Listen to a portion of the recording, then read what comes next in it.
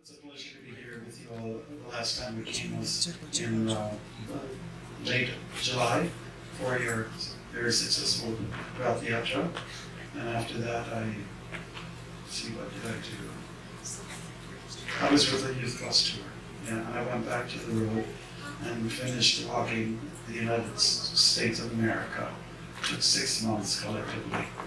And with the blessings of Vaishnavas, we were able to accomplish it. Got a lot of publicity done, met a lot of nice people. Many doors were opening up to us for sharing Krishna consciousness on the radio and in casinos, lion clubs, senior citizens centers, children's summer camps, yoga studios, etc., etc. That was great. Good. So now we would like to take a moment, or a few moments, just to reflect on what this weekend is all about, a little bit more nationally at least. This is called Remembrance Day. That's the weekend. Yesterday marked what's called Actual Remembrance Day. And I remember when I was a child, my dad used to tell us wartime stories, what he went through in Europe when for 5 to 6 years people were living in dire straits, in fear and mistrust. And the Nazis had come and invaded practically all of Europe. And my parents come from the Netherlands, so that was one place where the Nazis invaded. And it was a much more than an uncomfortable experience for them. People weren't sure whether they're going to live through it all. They weren't sure if they were going to be shot.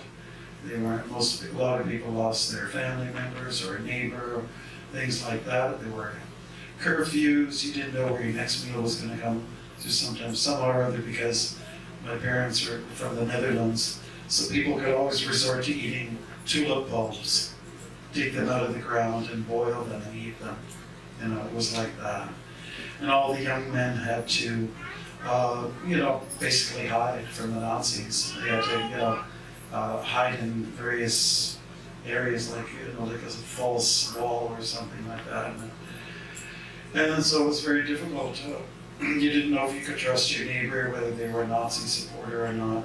And it went on like that for a number of years. And it was hell. Some of our people here, maybe those of you who are a little bit more quite senior, went through partition, or I don't think there's too many of us. But you definitely heard the stories, right? So this is the time to remember those persons who sacrificed their lives and those who were able to live but got wounded. And there were a lot of people that were destroyed in the crossfire, innocent people who were not part of the military or the Air Force or like that. And so the red poppy that people wear represents those people who have fallen soldiers. And then they have the white poppy, which represents the medical practitioners and supporters, those who gave support to citizens and fighters in the war. And now they're pushing for a purple poppy, which is for all the animals that died unnecessarily, caught in the crossfire. And I don't know if it's been discussed, but I have a soft spot for our indigenous people, who were the first people to live here before the incredible migration of people coming from different parts of the world. And they got the raw end of the stick and got shot or starved to death by the newcomers, And they didn't have a system of, open door, closed door, immigration procedures. People just came in great forces, and they said, "You're getting out." So this year, when I was walking through the States, and I didn't walk on what's called the famous Trail of Tears, where thousands of native people had to leave the east, which is where there's a lot of green growth and you can grow things. They were pushed out into the desert to try to survive. And then many people didn't even reach their destination. So these are sad moments in human history. And unfortunately, war just continues to roll out. And it doesn't stop. It's inevitable. And we know that from the Mahabharata, how that was a war, and maybe it was one of the first major wars, perhaps even the first world war that implicated many, many people. But because there's always conflict amongst us, therefore there will always be war. But it's those persons who are a little more sattvic, brahminical, and who have some vision in life. They try to encourage ahimsa, non-violence, and a way of living that's full of peace and compromise and talking things over before raising the stick, so to speak. So it's something to remember, and on Remembrance Day people take a minute of silence or 5 minutes of silence, whatever it may be, and it's not enough to actually thank people for their sacrifice. So that was the sacrifice. And now we're going to go for a sacrifice today, and that involves people sacrificing their sense gratification. Okay? Sense gratification means when you're going overboard with your senses. The senses are allowed to be stimulated, but there's such a thing as, going into high gear. Just like when you have your automobile, and you're only supposed to go about 100, I think it's 110 is max. And if you're going from Calgary to Edmonton, people go 120.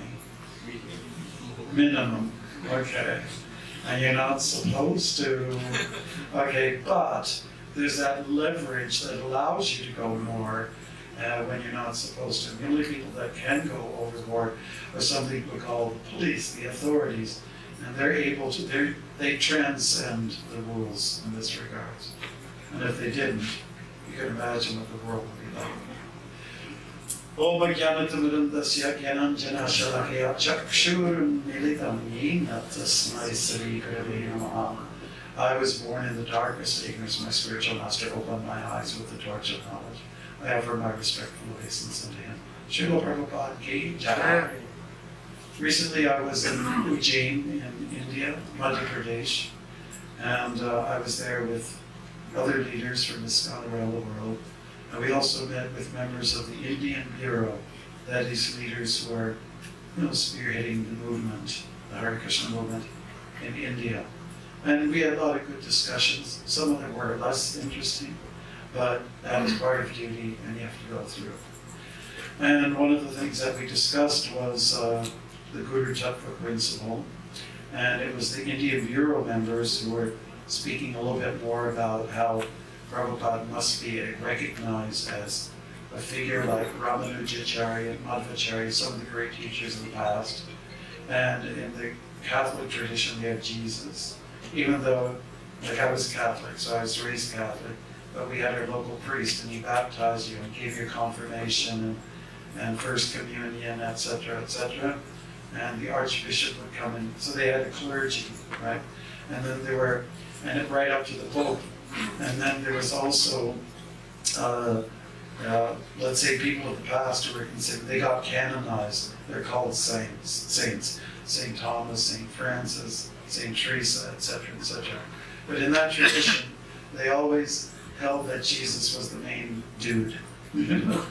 And so I often wondered why we couldn't have that system. Prabhupada once said that we should study the structure of the Catholic Church. And he also made some mention of the Ramakrishna mission, where there's one basic figurehead. And in our Hare Krishna movement, we have the founder Acharya. So wherever there's a founder Acharya in a faith group, that person is honored, like say, for all the generations to come, until perhaps there's a dissolution of that movement, right? Which, God forbid, will be the case with the International Society for Krishna Consciousness. So people who are taking initiation are actually making a connection with the founder Acharya of the movement. I mean, it is a spiritual movement, so mystical things can happen. And if people in the mundane material world can have communication with ghosts, people of the past, why can't we communicate with the Acharyas who were living here at one time and then became disembodied to go back to their spiritual world? Recently I was at a farm in Picton, Ontario. And it's two young men, they're identical twins. I can only tell the difference between the two because I go, who's got the tattoo? Okay. And so I was very proud of them because they bought a 50-acre plot of land, 50 or 60, and it's red cedars. But they were growing things, and they're canning them, and they're looking, after themselves in the winter. So, they're doing really, exceptionally well in that department of preserving and looking after the land. I'm trying to, oh yes, so we went to the house that they bought. It's a nice sort of Victorian home that they kind of fixed up. And they said, there's one room where there's a ghost, okay? They said, have you guys been associating with this ghost? I said, yes, she's been seen, she's been felt. And she's an Asian woman with a hood and a cape, and she's definitely there. So people can communicate with ghosts, people of the past. Why can't we associate with the acharyas of the past and who are very much here in the present through the words? So we're going to actually look at a shloka verse from the Bhagavad Gita and its pertinent. So this is chapter 18 from the Bhagavad Gita. It's called The Perfection of Renunciation. And we'd like to welcome somebody who's come here, one of our special guests here. She organized the retreat that we had this weekend here at Folk Tree Lodge, okay? And that's for Harna Devidasi there. She sits right there. She's my big sister, because she joined before I did. Tam eva sharanam gacha sarva bhavena bharata tat prasada param shantim stanam prapshasi shashvatam. And here's the translation. Osina Bharat. Surrender unto him utterly. By his grace, you will attain transcendental peace and the supreme and eternal abode. And purport by Srila Prabhupada. A living entity should therefore surrender unto the supreme personality of Godhead, who is situated in everyone's heart. And that will relieve him from all kinds of miseries of this material existence. By such surrender, not only will one be released from all miseries in this life, but at the end he will reach the Supreme God. The transcendental world is described in the Vedic literature, Rig Veda, as Tat Vishnu Paramam Padam. Since all of creation is the kingdom of God, everything material is actually spiritual. But Paramam Padam specifically refers to the eternal abode, which is called the spiritual sky, or what's a word for spiritual sky? Vaikuntha. In the 15th chapter of Bhagavad Gita, it is stated, Sarva Shachaham Didi Sanivishta. The Lord is seated in everyone's heart. And while we're talking about seating, we just like to recognize another devotee that just came in all the way from Winnipeg and also has been very helpful with our national, our Canadian Council. And that is Brenda, who's sitting right back there. Let's hear it for her. She's been super helpful in our efforts to share Krishna consciousness. So this recommendation that one should surrender unto the super soul sitting within means that one should surrender unto the Supreme Personality of Godhead, Krishna. That's a good idea. Krishna has already been accepted by Arjuna as the Supreme. He was accepted in the 10th chapter as Param Brahma, Param Dhama. Arjuna has accepted Krishna as the Supreme Lord and the supreme abode of all living entities, not only because of his personal experience, but also because of the evidence of great authorities like Who's this? Narda. Okay. Like Narda, Asita, Devala, and Vyas. Okay? Period. End of purport. Yay.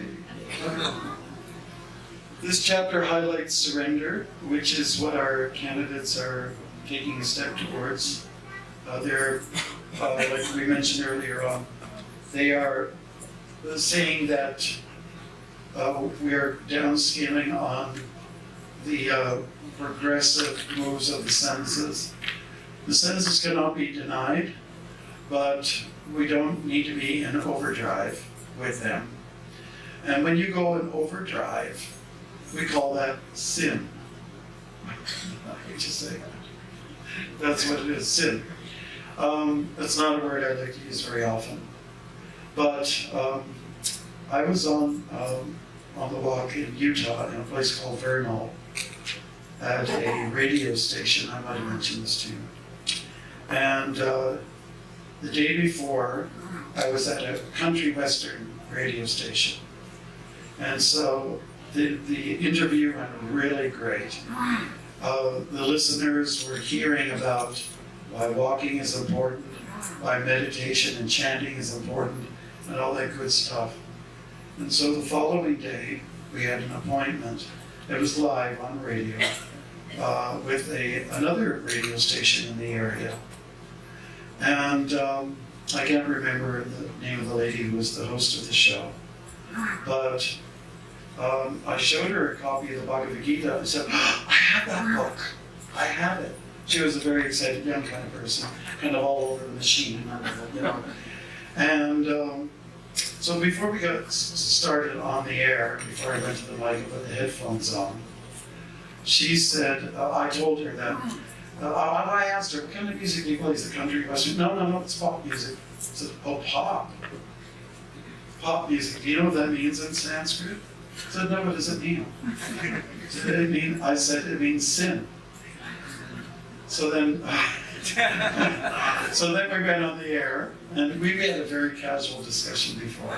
It was really great. And then we got on the air. Okay, Swami, get the mic, get the headphones on. Okay, here we go.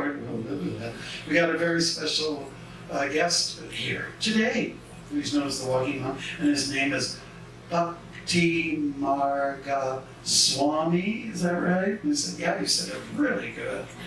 And he's here. He's walking through. He's doing this walk across the U.S. and to promote the walking culture and so on like that. And he had something interesting to say. We play pop music here, and he said that in the what language was that, Swami? It's in Sanskrit. Sanskrit. Okay, Sanskrit language. It means sin, and that's why the monk is here to help us with our sins. So. It could have come across as some kind of fanatical message from my side, but it's all in the rapport that you establish with people in the beginning. We just hit it off. I love doing radio shows.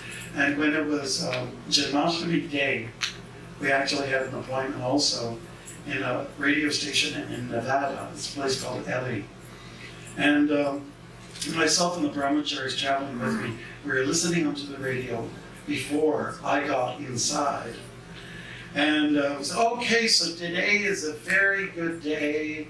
It's the birthday day of many celebrities. I remember Ethel Merman was when she's like a Broadway star. This person was born, and that person was blah, blah, blah, blah, blah. And they went on talking back and forth. And then it was time for me to go into the studio because they had the door locked until it was time for me to go in. And then I was just always looking for good signs. And when I came in, they had the music of Carlos Santana, which I happen to like. But I thought, this is like a good omen. And then I got in there, and then I had a chance, whatever they said about birthdays, it was a segue. And so we started talking about the virtues of walking and chanting. And then I said, I just wanted to let you know this is another special birthday today. It's the birthday of Krishna. Oh, really? Whether they know Krishna was in the... Oh, really? So it's the birthday of Krishna? That's really something. And then, it's surprising. A lot of these broadcasters, they know stuff, you know. So Bhagavad, yes, and I've met your people in Haight-Ashbury, San Francisco. It was very interesting. And just to tell you another story. Once you leave Nevada, which is the land of slot machines, then you go into the land of ganja. Northern California. People, there was this one guy who's very nice. I lived in Haight-Ashbury. I lived with Hare Krishnas. It was so great. And started talking, you know, listen, I have anything to give you, but do you guys smoke dope? That's the only thing I can give you. It's like, no, I'm a monk. I don't do those. So that's funny. Okay, so now we're in not the land of ganja, we're the land of the Ganges. Or the culture of the Ganges, holy waters, you know, and a movement. Anybody's been to the Ganges, you know that everything flows quite nicely, quite swiftly. We have to ask ourselves, are we a movement that moves swiftly? Sometimes. Sometimes we're kind of slow. Sometimes we're kind of slow on changing things, okay? That's advantageous for our sustenance and also our growth. So I wanted to just get back to the surrendering process. And surrender in Krishna consciousness means to take a big leap forward and kind of basically communicate with Prabhupada and say, I am with you. I'll help you. I'll serve you in your mission until I die. That's pretty much what it is. And his mission is meant to share the nature of Krishna, the personality of Godhead, with the world. You know? And people are, you know, I would say if it's the age of Aquarius, sometimes I believe in that, and sometimes I don't. Age of Aquarius refers to things are opening up. There's a new way of being, a new way of thinking. For some people, yes. For some people, no. But in the Hare Krishna movement, thanks to the earlier takers of Krishna consciousness, the movement has, let's say, taken root and is spreading and moving around in different areas. And whatever we start or open up, we want it to remain moving and growing, right? So, if you want to understand the heart of the Hare Krishna movement, or let's say what are our values, so like what do we do? People have, what can you do for us? You know, what is your movement? What can you do for me and my family? People ask about those kind of things. You know, and you can say, well, we do have Sunday school, and we have classes like right now, and we teach people devotional activities like puja and arti, and also the standards of Sankirtan, chanting, and so on. All the techniques we'll give you. So Prabhupada presented 7 purposes of ISKCON, and if you look them over, like these young guys are doing right now on their cell, we're looking for the 7 purposes of ISKCON with a great smile. And you know, if you look at them all, it's all about sharing the treasure of jnana, knowledge, you know, knowledge of Krishna, and the techniques how to get to Krishna through the Sankirtan. And the movement is absorbed in publications. Publications now doesn't mean as much in the hard copy format as it means in a more subtle one, electronical, you know, transmission. Hey, maybe we're getting more Vedic, you know, because Vyasadeva would, you know, disseminate knowledge, and well, of course, he started the books, or Ganesh did, but for so long, people would hear something, they would retain it, and then they would disperse it to the next generation. That's the way it was. So maybe we're getting more close to the original way of doing things. What do you think, Purpose? Yes? I see a few people who are like this. Some people go, I don't know what do you think? All right, so that the idea is that the movement is bent on dissemination of knowledge, also establishing rural life, natural life. You know, there's one of the statements has to do with that. Also, places of pilgrimage where people can come to, you know, On that walk I did across the U.S., I was very surprised. Me and a few devotees were chanting japa on the road in New Jersey, in a quiet forested area on a Sunday morning. And then we saw another group of people, and they were chanting on their japa beads coming towards us. I said, what's going on here? There's too many of us chanting. And it happened to be a Catholic church group, and they were praying on their rosary for people who are suffering in the world. So then we went over to the street to meet with them, because there were more of them than us. And it was very nice to hear one of the ladies say, oh, you're Krishna, we're Jesus, and it's all the same God after all. And I thought that was pretty good. Yeah. So when you look at the 7 purposes of ISKCON, and we're asking our initiates and second initiate to really look into that, delve into that a little deeper. The second word in the 7 steps or statements, purposes, is systematically. Systematically means to be thoughtful about how you are sharing your Krishna consciousness, be even professional about it. Is it okay to be professional in Krishna consciousness? Or is it just emotions? Because sometimes I see people are exercising not devotional service, but emotional service. And it becomes really taxing sometimes. So systematically means organized, using systems. And today there's so many systems for sharing Krishna consciousness. And we can be very mature about that. Prabhupada has also given us 10 points to remember in the matter of executing our service, and particularly into the chanting of Krishna's name. 10. And the first one at the top is one should not, let's say, be critical or, let's say, blasphemous against others who are actually sharing Krishna consciousness, and especially those who are doing it with some success. So what's behind that is just the same old jealousy, envy, which does exist even in spiritual communities. People are envious of each other. Have you noticed? Oh, he's doing so good. He's so enthusiastic. I'm lagging way behind, So we get jealous. And then sometimes we want to voice it, But we'll present ourselves as pure and saintly.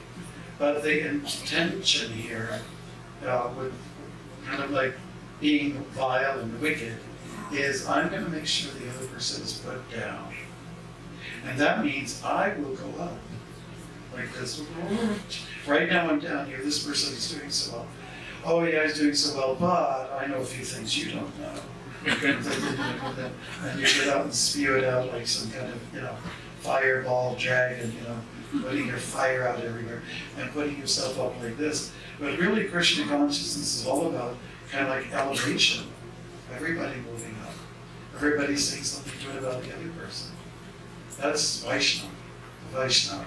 Or a devotee of Krishna is one who speaks well of the other person. Just like I felt really good. I was doing a lot of work in the kitchen in Toronto, and at that time we had a visit by Satsvarup Maharaj, a very respected sannyasi in the movement. And he said, I really like that sabji. And he didn't know who the author was, but he had 3 helpings of it. Can you get some more?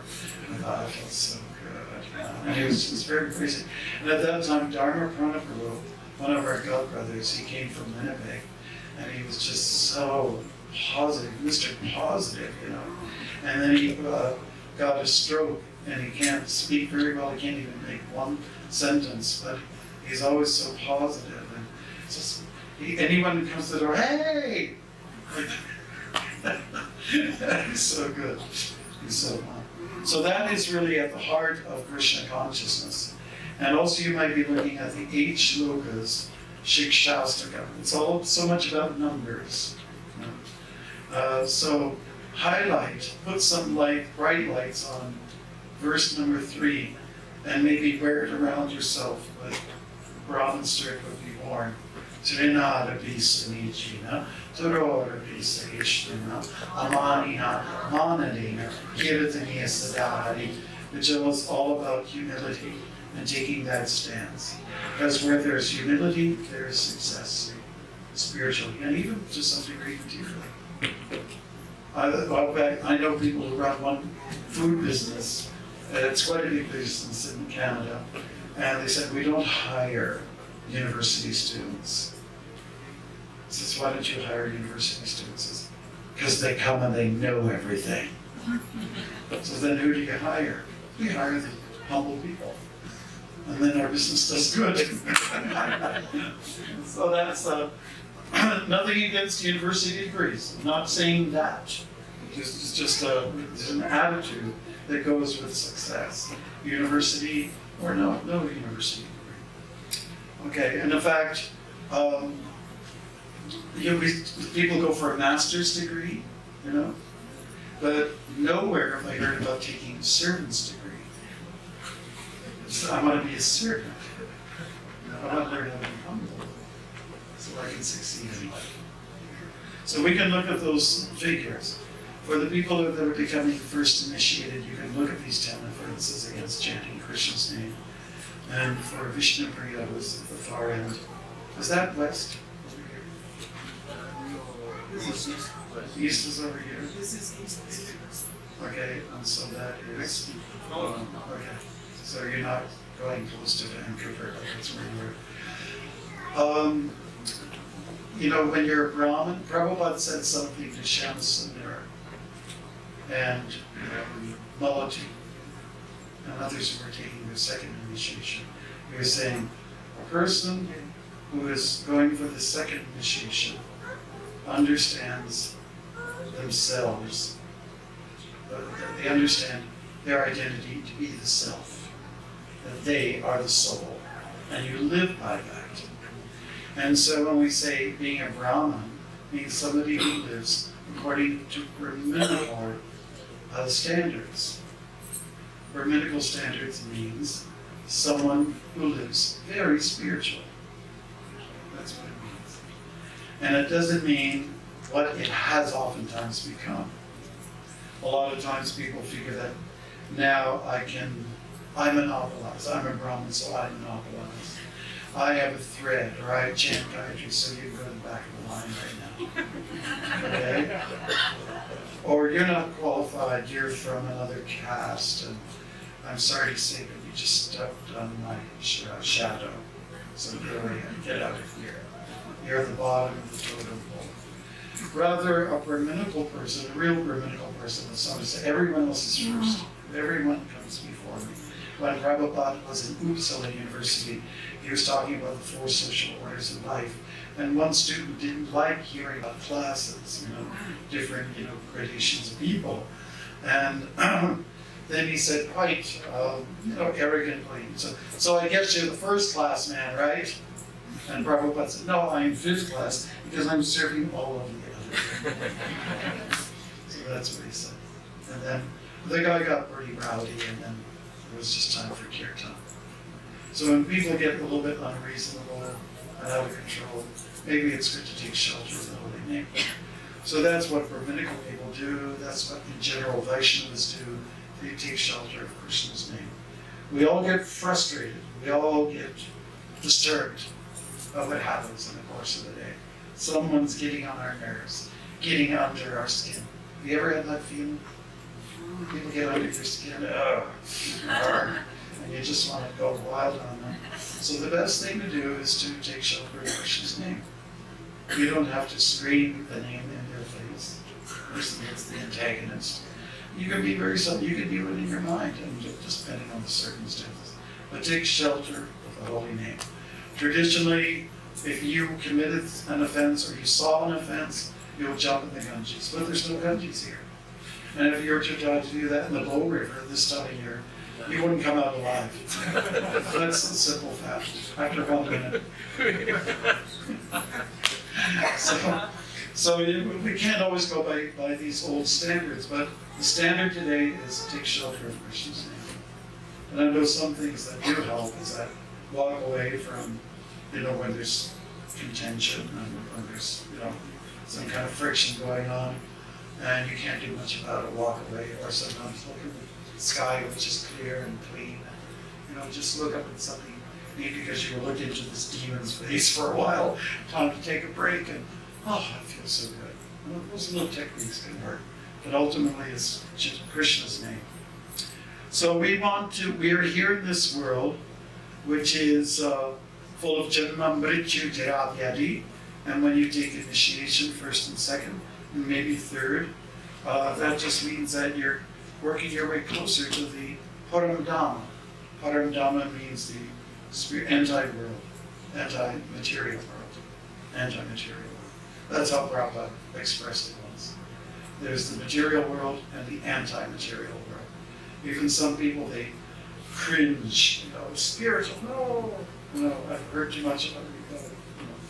The spiritual people blow up buildings and do suicide, and people who have all kinds of abusive things, So, therefore, let's settle for that one, okay? For some folks, anti-material world.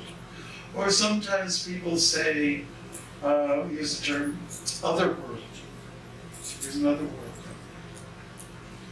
There's this world and the other world. So now, what do you do with this world? Some people figure, I'm just going to have a good time here, and after this I'll go to heaven. Yeah? Is that how it works? There's no rules and regulations. Do you have any RESVCT that can be exercised? So in this world, we make good. We try to do as best as we can. We follow Dharma, principles of regulation, principles of obligation and duty, and so on and so forth. And if you do that, prema might kick in. It just might. Not always. We have what's called vidimar. That means you follow some regulations in life. And after a while, it becomes second nature. So today, I'm starting to really like this devotional service. Performing a few austerities, fasting on this day or that day. It doesn't bother me. It's okay. It's a little cold at night. No, it works, etc. Can't sleep at night. Oh well, what can you do? Insomnia. I once saw a bear near North Bay, and it was the middle of winter. And he was walking on the snow. It was a black bear. While I was driving, I have driven in the past, by the way, not just walking. Driven. And there was a black bear, and he was walking in this ravine. And I thought, well, he's supposed to be sleeping. Maybe he's got insomnia, and I want to feel alone. So, when it comes to spiritual activities, we should not be sleeping. We should be very awake. And Gudikesh is the name of our gym, which means somebody's very alert and very attentive to spiritual subject matters, basically. Is an appropriate name. So we are going to give some names out, and that is going to happen almost now. Okay, so just going over it, when you get initiated in Krishna consciousness, you do accept a Diksha Guru who also gives some Shiksha. The main Guru for you is who? Who is it? Srila Prabhupada. And why? Because founder Acharya. He built a house into which we live, and it's his house. And as long as we're in his house, we follow his rules and his ways of doing things, right? And if we do it like that, if we have that mentality, we'll stay together as a unit. And if we don't do that, if we're all broken up, my guru, your guru, my guru's cute, your guru is not. My guru is, that's interesting. My guru is Sanskrit. It's just for your guru, it's like, he said, my guru's Indian, yeah, and your guru's not, or my guru's Western, and your guru's brown. Okay, like all those kind of things, we hear that kind of stuff, and it's so absolutely mundane, has nothing to do with Krishna consciousness. What? So, ever, right? All right. So we can remember that. Chanting, points to remembering that are chanting. 7 purposes of ISKCON. 8 verses to to grab a hold of so that we can actually understand the heart of what is a Vaishnava. Those verses are the heart, left to us by Sri Chaitanya Mahaprabhu. Okay, great. Hare Krishna. Everyone happy? Happy. Okay. You can be happier though. Okay.